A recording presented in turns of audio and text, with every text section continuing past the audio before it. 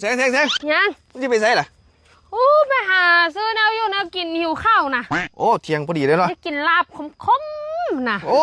ยพอดีเลยพอดียังเดี๋ยวมีร้านสิมาแนะนำนี่ร้านหมูไอเปิดไหมหมูไอสมัยเรียนน้ำกันอีสมมันเปิดร้านนี่หมูจะดิอยู่ด่างหัวทางนี่ร้านตรงนั้นมันมีต้นบักขามอยู่ต้นนึงอะนะแซ่บบ่แซ่บมันทิศกับเขาแซ่บนี่นะไปก็ได้หิวข้าวฝากอุดหนุนมาได้เลยฝากน้องสาวไปอุดหนุนแล้วเด้อชมเด้อโอเคเรียบร้อยอิ่มติดตังไม่ถึงได้ไอ้ลุยเจ้าก็ตัวคักเนาะตัวยังตัวเป็นเนาะนั่งลงก่อนดิตัวยังนั่งลงกันก่อนโอ้ย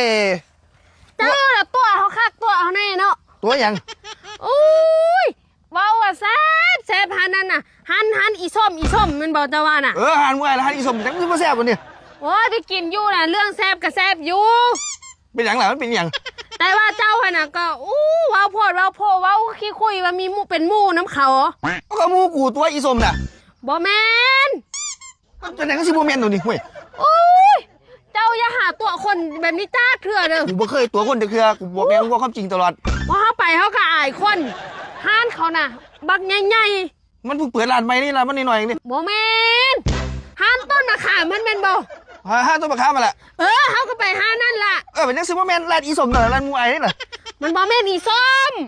สิบ่แม่นอีส้มร้านเดียวอยู่หัวมุมมันน่ะร้านอีส้มร้านหัวมุมมันบ่อันที่เลี้ยวโค้งไปไม่หัวมุมละนั่นละต้นมะขามมันบ่นั่นละร้านเดียวมันมีห้านเดียวให้ไปถึงแล้วตัวเป็นจังสิบ่ถึงไปถึกแล้วแต่ว่าเจ้าค่ะน่ะจังโต๊ะคนเป็นนี่หลีกูบ่ได้ตัวเจ้าบ่เห็นบ่ป้ายเขาเขียนใส่บักใหญ่ๆหั่นเขียนไว้ไงเขาบ่ได้ซื้อส้มมันซื้อส้มบ่แม่นมันจังสิบ่แม่นซื้อสารจังได๋เดี๋ยวนี้เขาซื้อสารเขาบ่ได้ซื้อส้มเจ้าอ่านหนังสือบ่เป็นบ่กูอ่านเป็นหมู่กูบ่ซื้ออีส้ม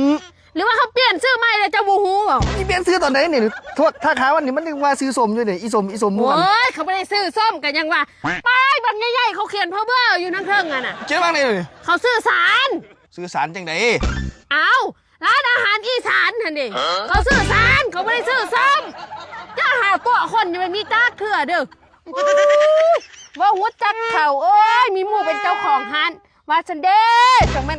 คิดตัวแท้ว่าโอ๊ยเขาซื้อสารเขาว่าเขาซื้อส้มว่าเขียนเพ้อเบ้อร้านอาหารอีสานร้านอาหารอีสานบ่แม่นร้านอาหารอีสมโอ้ยอีหามเอ้ยมาร้านอาหารอีสมมาละอีแซงแต่มันขายอาหารอีสานโอ้ยจะแม่นมึงเปิดมาอีกจักสิว่ากับมึงจังได๋เฮ็ดเวียกดีกว่าปวดหัว